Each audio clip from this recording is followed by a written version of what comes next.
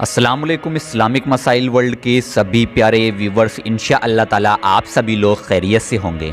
आप लोगों का एक सवाल आ रहा था कि ईद की नमाज़ कैसे पढ़ें, ईद की नमाज़ क्या फ़र्ज़ है या वाजिब है, ईद की नमाज़ किस तरह से पढ़ी जाएगी और उसको पढ़ने का तरीका क्या है।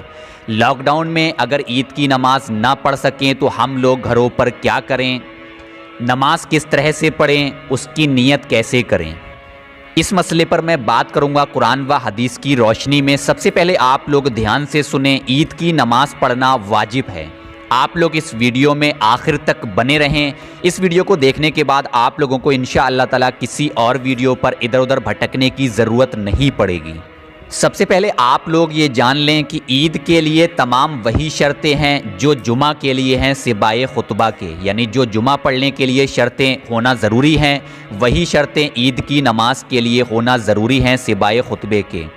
हमारी नीयत थी कि अगर मस्जिदें खुली होती तो हम लोग मस्जिदों में ईद की नमाज़ अदा करते, अगर ईदगाह खुली होती तो हम लोग ईदगाह में ईद की नमाज़ अदा करते, लेकिन लॉकडाउन की वजह से ये मुमकिन नहीं है।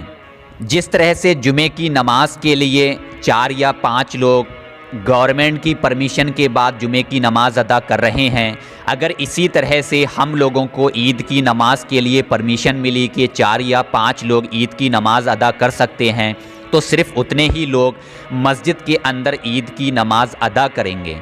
अब सवाल आता है कि 4 या 5 लोगों ने मस्जिद के अंदर ईद की नमाज़ अदा कर ली, अब बाकी लोग घर पर क्या करें। तो ध्यान से इस मसले को सुनें और बाकी बचे हुए लोग अपने घरों पर हरगिज़ ईद की नमाज कायम नहीं करेंगे। ना ही आप लोग जमात के साथ अपने घरों में ईद की नमाज़ पढ़े, ना ही आप लोग तन्हा अपने घरों में ईद की नमाज़ पढ़े। मैं उन लोगों की बात कर रहा हूँ जो घर पर हैं, वो लोग ईद की नमाज़ अपने घर पर कायम नहीं कर सकते। अब हम लोग घर पर ईद की नमाज नहीं तन्हा और ना ही जमात के साथ अदा कर सकते, तो अब हम लोग कौन सी नमाज़ पढ़ें। हज़रत निज़ामुद्दीन साहब के फ़तवे में हैं। इसके साथ साथ ये दुर्रे मुख्तार और बहारे शरीयत में भी ये मसला मौजूद है।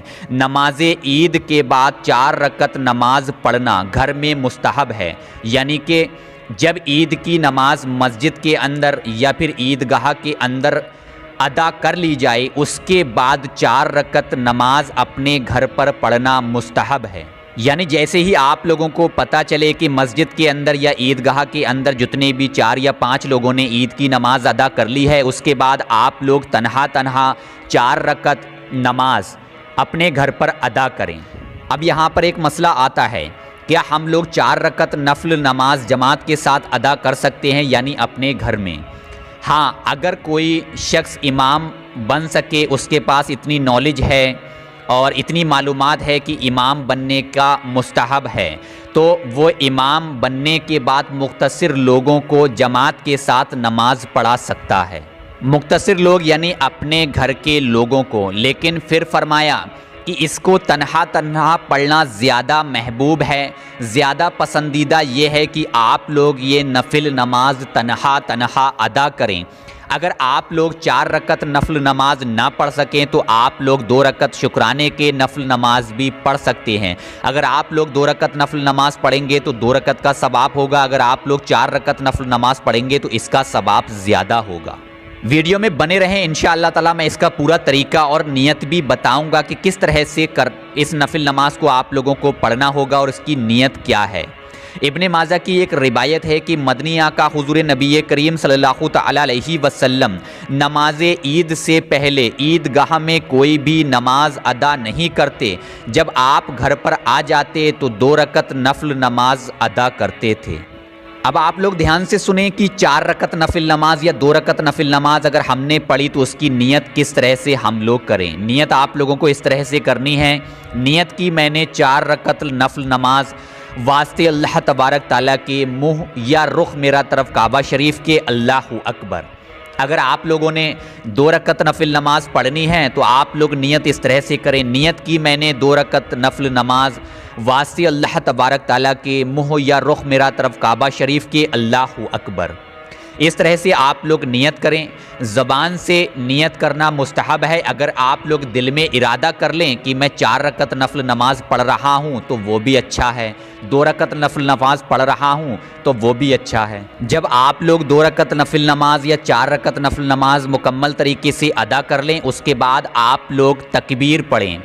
जो ईद के दिन तकबीर पढ़ी जाती है, अगर आप लोग पूरी पढ़ सकें पूरी पढ़ लें, अगर आप लोग पूरी ना पढ़ सकें तो आप लोग 34 मरतबा इसको पढ़ें, यानी सलाम फेरने के बाद आप लोगों को इसको पढ़ना होगा। बिस्मिल्लाहिर्रहमानिर्रहीम, अल्लाहु अकबर ला इलाहा इल्लल्लाहु अल्लाहु अकबर वलिल्लाहिल हम्द। 34 मरतबा आप लोगों को पढ़ना होगा। अल्लाहु अकबर ला इलाहा इल्लल्लाहु अल्लाहु अकबर वलिल्लाहिल हम्द। इस तरह से आप लोग 34 मरतबा इसको पढ़ें। अब आप लोग ये कहोगे कि हमने नियत कर ली, अब इसमें हम लोग सूरह कौन सी पढ़ें? आप लोगों को जो भी सूरतें याद हैं आप लोग उन सूरतों को पढ़कर 2 रकत नफिल नमाज 4 रकत नफिल नमाज मुकम्मल तरीके से अदा कर सकते हैं। ये ज़रूरी नहीं है कि ये सूरतें पढ़ें ये पढ़ें, जो भी सूरतें आप लोगों को याद हैं उन सूरतों को पढ़कर आप लोग मुकम्मल तरीके से 2 रकत नफिल नमाज 4 रकत नफिल नमाज अपने घरों पर अदा करें। तो इस वीडियो के अंदर मैंने आप लोगों को बता दिया पूरा मसला। अब आप लोगों को किसी और वीडियो को देखने की ज़रूरत नहीं पड़ेगी। ईद के मुताबिक हमारे अहले सुन्नत वल जमात का जो भी फतवा था मैंने आपको आसानी से समझा दिया और आप लोगों को आसानी से समझ में आ गया होगा इंशाअल्लाह ताला।